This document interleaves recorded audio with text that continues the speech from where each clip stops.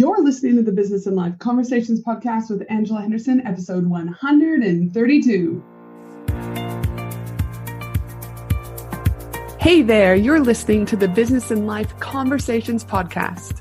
My name is Angela Henderson, and on this show, we talk about improving your business, life, or both by having amazing and rich conversations with brilliant guests who will inspire you and who will give you tips and tricks to help you grow both in life and in business.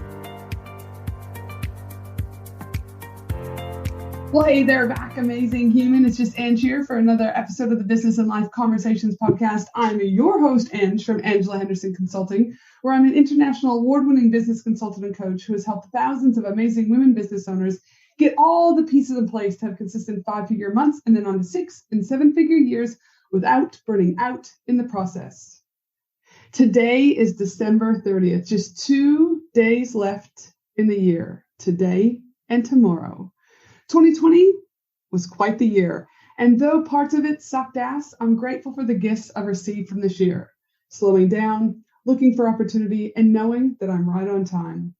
But as we end 2020 and make our way to 2021, there are people who are looking at their goals, reflecting, just sitting in the moment.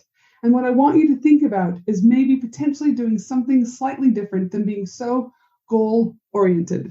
Now, don't get me wrong. As you know, I love a good goal strategy. I love goals, but I also like to incorporate this little thing that I'm going to be talking to you about now, choosing a word for the year.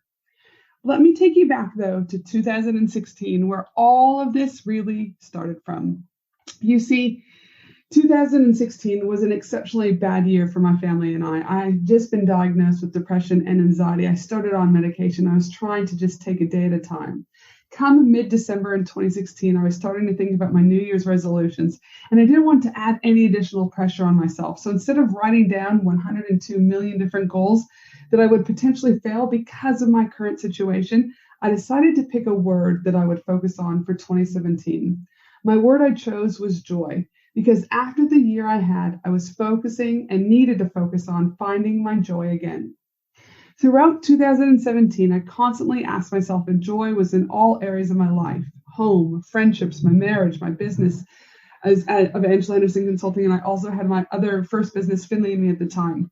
Sometimes joy was there and other times it wasn't.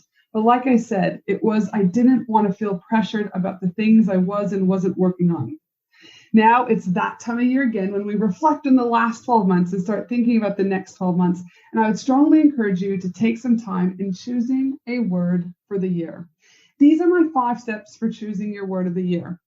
Now, this is something that I've been doing with my own clients throughout the years. And I've been chatting with them specifically over the last few weeks and encouraging them to try something different or to incorporate a word of the year. And what we've done is that there's a few ways that I have them do this. So grab a piece of paper, grab some pencils, markers, etc., and let's get started. Now, what I do is I have them step 1. First, I have them reflect. Before we jump anything, again, it's good to reflect on what the last 52 weeks have been for you. Then I'd like you to ask yourself these questions, jotting down whatever comes to your mind, unedited, perfectly imperfect. What could I use more of in my life? What could I use less of in my life? What characteristics would I like to have? By the end of the day, I feel blank. Fill in the blank. How do I want to feel?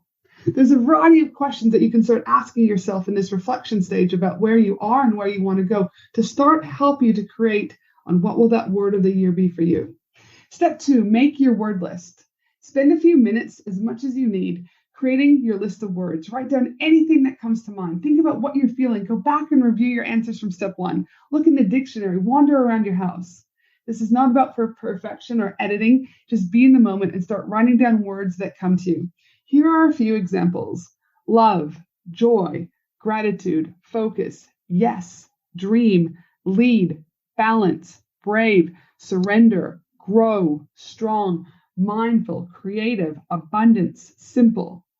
As you can see, there are a variety of different words that potentially will spark you up and help guide you throughout 2021. So take a moment and start writing those words down. Step 3, I encourage you to trust your intuition. Now, it's all about choosing your word of the year. The word you'll use throughout the year to stay grounded in all areas of your life. So try not to overthink this process. In fact, you probably already know what you want the next 12 months to look like. So have a look at your list from the previous step and step 2. Be honest with yourself and follow your gut when deciding on what word you want to use.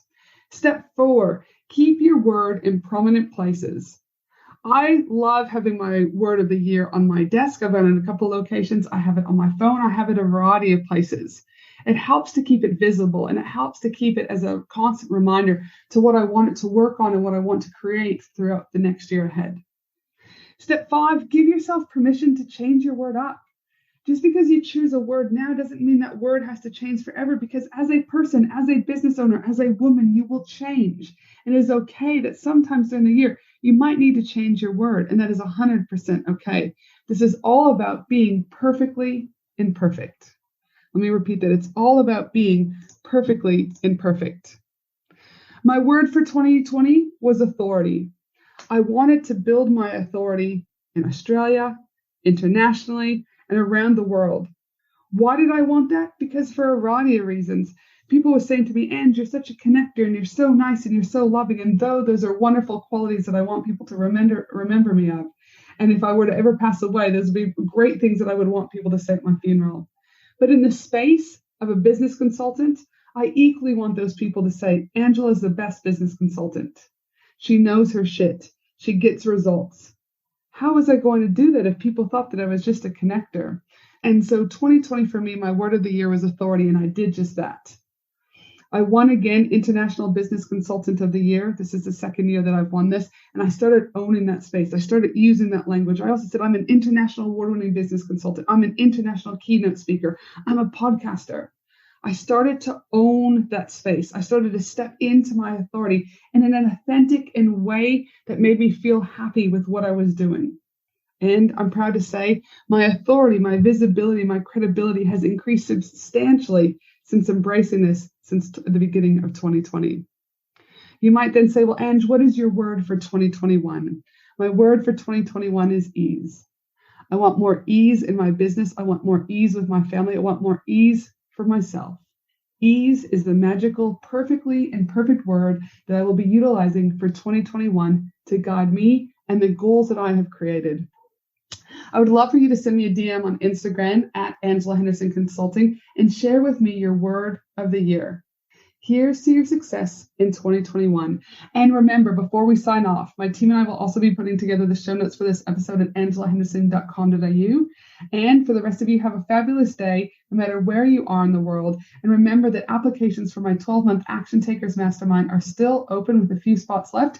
You can apply to be in my mastermind at angelahenderson.com.au and simply click on Mastermind to apply today. And for the rest of you, I look forward to you joining me again next week for another amazing episode of the Business and Life Conversations podcast. Have a wonderful day. Thanks for listening to the Business and Life Conversations podcast with Angela Henderson. www.angelahenderson.com.au